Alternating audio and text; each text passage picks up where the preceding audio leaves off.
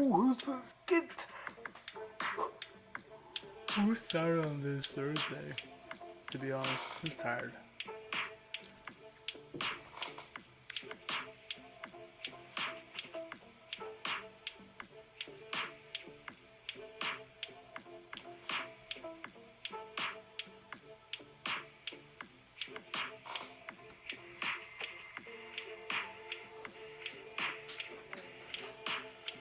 All right. I guess we'll start this up. Well, what's going on, guys? Georgia Realtor here, and if you're watching this, thanks again for tuning in for another day of morning coffee. So, what do we got going on today? And my name is George Dulles. I'm a Houston Realtor. I'm talking about leveling up tips. So, if you're new to the channel, I'm talking about real estate, how it can benefit you, and how it can help you get the real estate. So today we're talking about leveling up tips and in regards to buying up your home. So if you're in the process or thinking about buying a home, pay attention. These things can help you. Maybe you are already doing these things, so just confirmation that you're on the right path. If you are thinking about just starting, try these things out. They will greatly help you. They've helped out my clients in the past. They've personally helped me out. So personal experience, professional experience, these things are going to be beneficial. So stay tuned here for the next few minutes. Hopefully we make it to the 10-minute mark. We're going to go ahead and hit these tips up. So if you haven't been watching the news, there's doom and gloom in the news, but looks like at least in Texas, where I'm from, out of here in H-Town, we are opening up tomorrow. So if you haven't heard, now you know.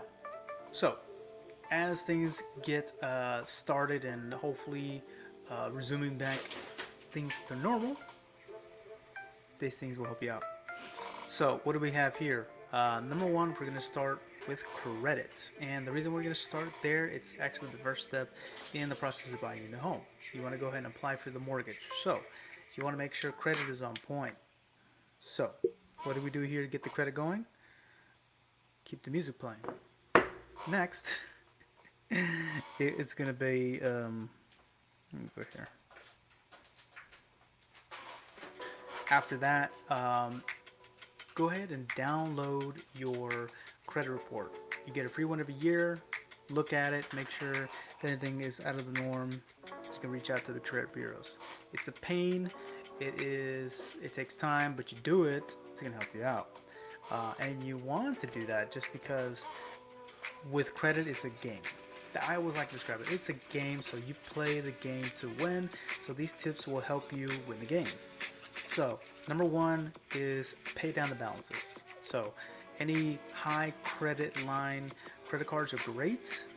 Higher credit lines are great because you can pay those down and it's going to show a greater improvement. So not only the usage you're having, which is 30% is what we look for, but the amount. So if it's a $500 credit card, great, you can start there, but you still want to increase those limits if possible. So increase those limits, pay down the balances, and also monthly pay downs. So end of the week, you have your credit card balance. It's 2 weeks away, 3 weeks away.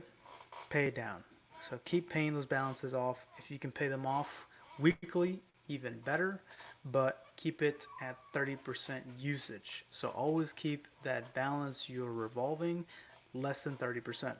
So if the balance is like, let's just say $500, then you want the balance to be no more than $150 or less. So 150 max. If you pay it down to zero, even better. Next, after that, and especially if you're building credit as well, paying weekly is going to be a huge jump for you. Yeah, because also credit bureaus report weekly, so you know it's not like at the end of the week they report it, but anytime during the week they can report credit. So if you're doing it on a weekly basis, it's going to get you a jump start as far as your credit rating goes. Oh, back to the credit. It is a 620 is what you want to look for now. So look for 620 or higher.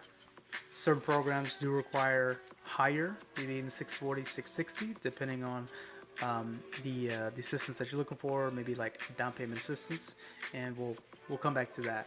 So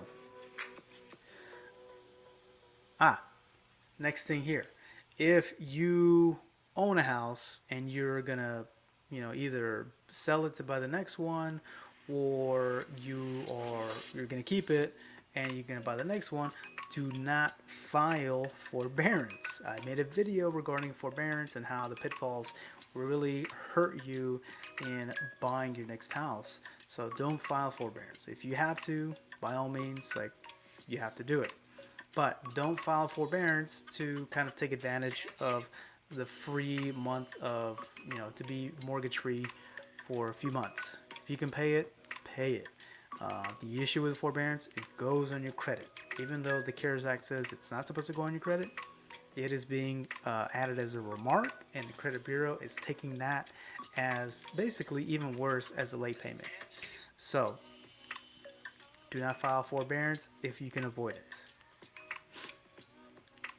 Taxes. If you have not filed your 2019 taxes and you are planning to do it, do not file deductions or file minimum deductions. You definitely want a high income for the year you buy your house. So you always want to lower your taxable income. That's great. But for the one time that you are going to not want to do this is going to be the year you're going to buy your house. So if this is the year and you haven't filed your taxes, it may be beneficial to either not file your taxes, especially if you have like a really good 18 but not 19, or if you need the 19 and you haven't filed it, don't file the minimum deductions, if any, because you want that income to be counted. This is the time you want it to be counted towards your purchase. So that's gonna do for like credit and taxes.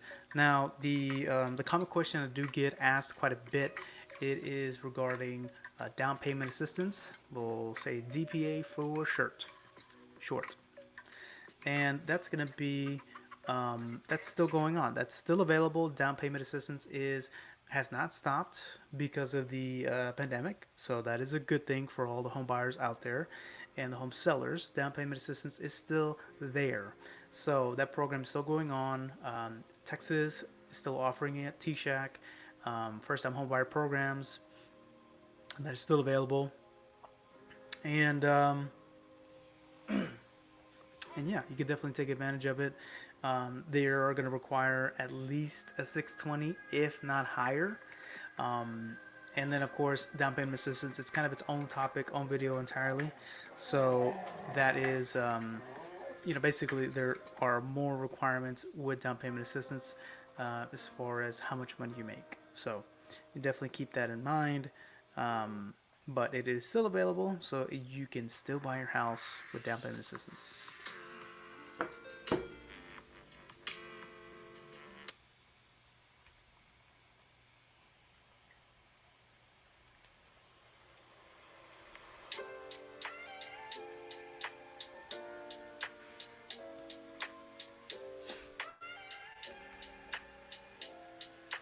Alright, back.